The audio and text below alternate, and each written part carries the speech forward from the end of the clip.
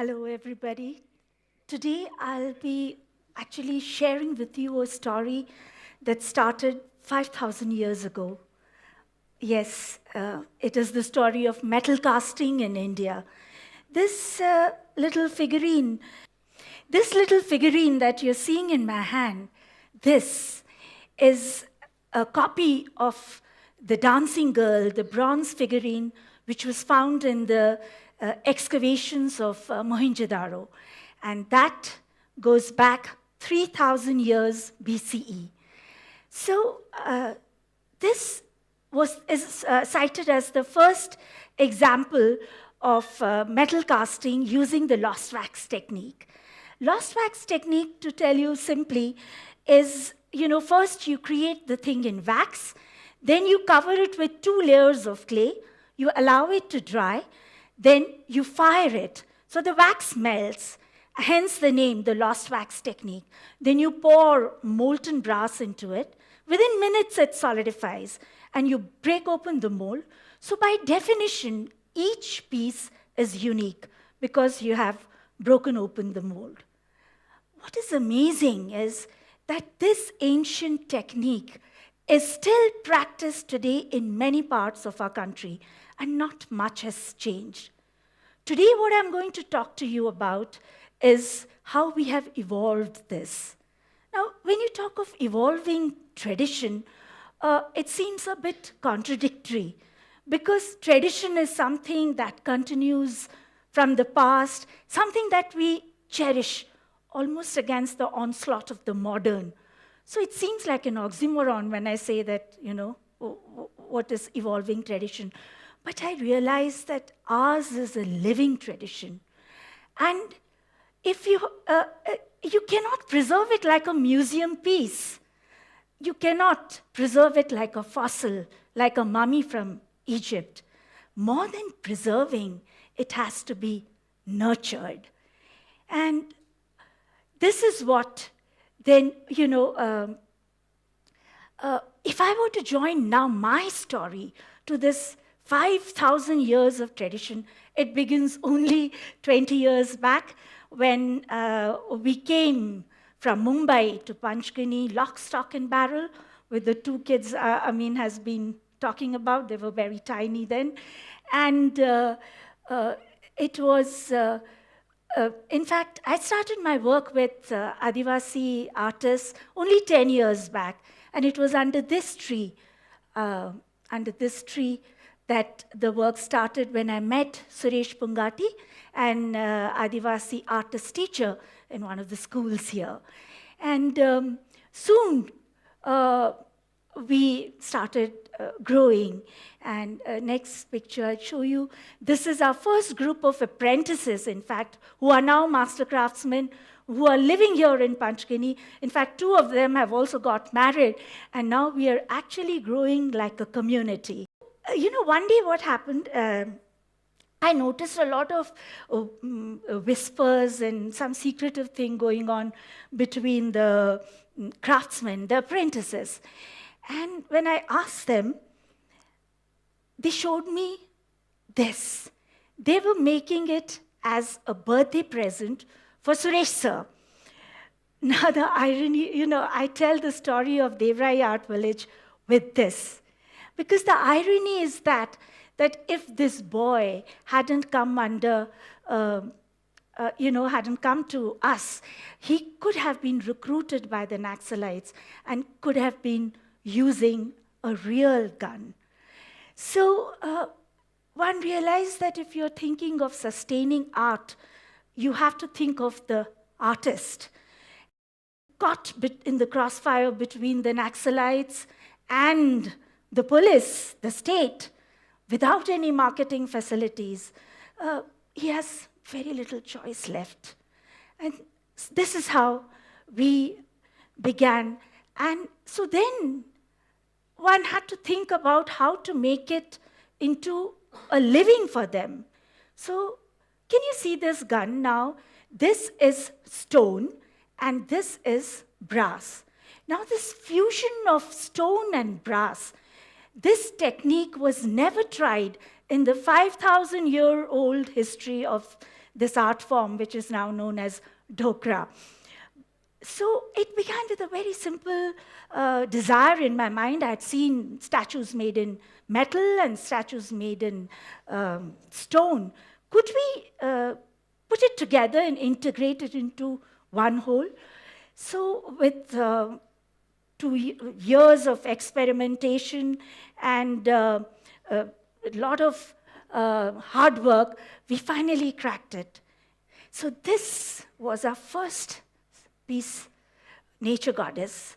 Once this was a success, then of course we started flying as if. So just to compare it with traditional dhokra craft, I'll show you. Now this is traditional dhokra craft. And so here there is a basic core of clay and they do it. But it's so sad to think that today in Chhattisgarh, often I hear when these craftsmen come, their art pieces are sold by the kilo. So this is the condition. Why? Because it has lost its vitality. If you keep on repeating the same thing, it loses its energy. And how many of the same thing can you expect to sell? So something had to be done. So that's what one thought of evolving tradition. When I talk of evolving tradition, like Piyush said, the constant is there. You have to retain the essential spirit, yet it has to be contemporary and appeal to a wider audience. So now see what we have done to the same thing. This is the rock and brass fusion.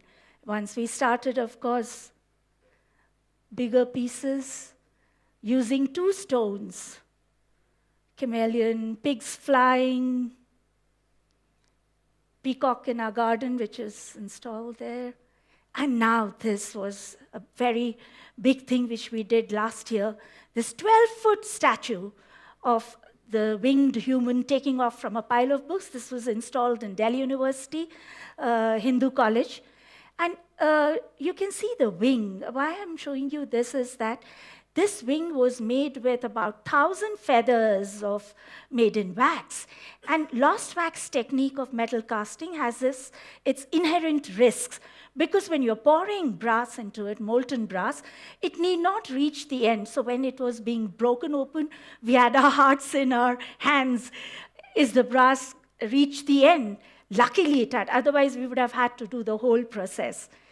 And bigger than this challenge was, of course, this Nandi, weighing 900 kilos. Now, when you scale it up, casting a small thing is easy, but imagine 900 kilos of hot Nandi, the mold, red hot, and pouring 300 kilos of molten brass into it. And you have to do it fast because it can solidify. After 3 failures, finally this is ready, and this is also installed in Delhi University.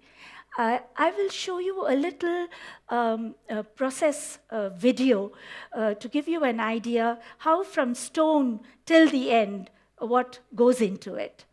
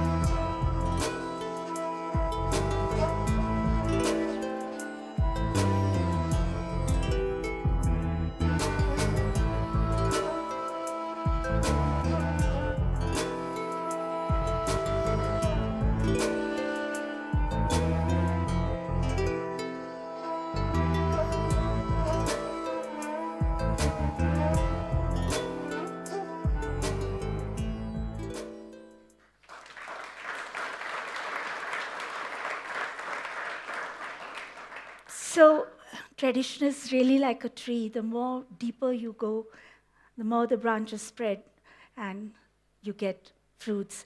Now we have even started sculpting stone slightly. The stone has to be very hard, so it's very difficult to sculpt basalt. But now this has added a different dimension. And after all this, it was as if one had tasted blood, and we began with other kinds of experimentation. Terracotta. So terracotta and brass fusion. I have a piece here too. So this is on terracotta. We do the waxwork like this, and then it is cast. This flask I got from Rajasthan, it got transformed into a lampshade. Again, broken pieces of pottery, they get transformed into pendants. We've even broken pieces of cutlery. This was the tea mug, which is now part of jewelry. So this is what I want to tell you, what evolving tradition it means for me. Now look at this. This is a very simple toy. I mean, it's made in Bastar beaten art, and using the principle of balancing. Not much has changed now. They still do the same thing. What we have done here is actually, look at this. So this is what evolving tradition is for me.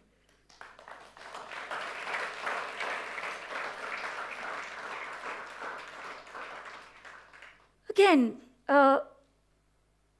taking inspiration from nature, Bohemia branch. We've almost made a botanical series. So, the traditional way of doing things is you have a traditional motif of a tree or a bird. Now, we are actually copying actual birds. So I have other things with real birds, bird of paradise with its long tail, and monkeys on the moon, bottle openers. After this, now we became more bold. And I'm going to start with something else which we started doing. Can you see this baby monkey skull? This was got by our dog, in fact. And we just covered it with clay and cast it. The original skull is burnt out, and now it is brass. So this is what I'm going to be talking about is organic casting, what we call now. So branches, creepers turn into door handles. Antlers of the stag are made with branches, and that's how it looked later. Mirchis, leaves. Now, this kind of texture, no human hand can possibly replicate. One thing I realized was that art is a powerful medium to commune with nature. And when we have, this is something which actually the modern world is losing out. We are all suffering from what they say, nature deficit disorder. And I found in art a very powerful medium of connecting the youth and also sensitizing them to the need for conservation. And so when we have groups of children and youth and architects and interns, first thing we ask them to do is observe nature. And that's where they get their ideas of design and all from. And this is, in fact, made by those who have come for the workshop to learn. And it's not that you are leaving tradition, but you are taking it to a different dimension. So the fire bowl, the Iron Man. I see children, their eyes lighting up with delight when they when they see this. So we are trying to become a bridge between metropolitan cities and these far-flung tribal areas, between the indigenous and the modern, between Mohenjo-daro and Mumbai. And that is what is required if we want to keep the tradition alive. So to end it all, it's not just about art that I'm talking. It applies to everything. Any living thing that has a past, whether it is a culture, a community, a country, a religion. If we kind of just be limited with our tradition and past, then there's no growth. Uh, your, the past tradition is nothing but a springboard. I would like to leave with this, something that I wrote, because it resonates with the same thing, what I've been talking about, the same meaning. Uh, it's about the weight of time. In the hourglass of a lifetime, the bottom seems almost full. Yet, to feel that one is wearing a mask of old age that could be flung aside and become a child of 5, discovering the earth and the sky, I'm heavy with experience. It's time to turn the hourglass upside down. So,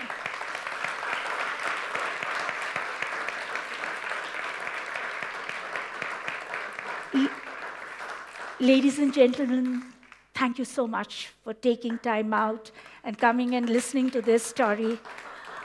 I'd just like to leave you all with this thought. How many hourglasses of your life are you willing to turn over? Thank you.